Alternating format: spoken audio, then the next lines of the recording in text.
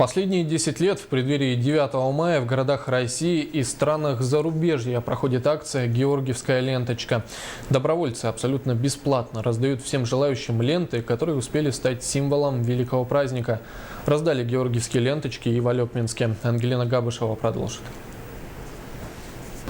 Накануне праздника 70-летия Великой Победы уже по традиции проходит акция «Георгиевская ленточка», зародившаяся в 2005 году с целью создания символа праздника Дня Победы в Великой Отечественной войне.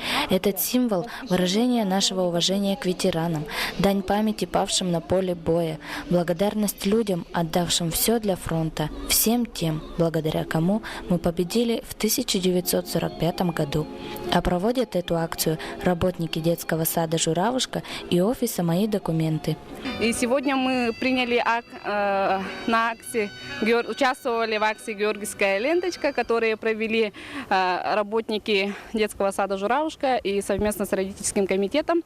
И приняли участие дети. Очень отрадно, что такие маленькие дети принимают участие в таких акциях. И нам очень было интересно с ними тоже проводить такую акцию, да, совместно с ними. Очень понравилось, только удовольствие получили. И надеюсь, что тоже населению тоже это понравилось, что мы раздали всем георгиевские ленты.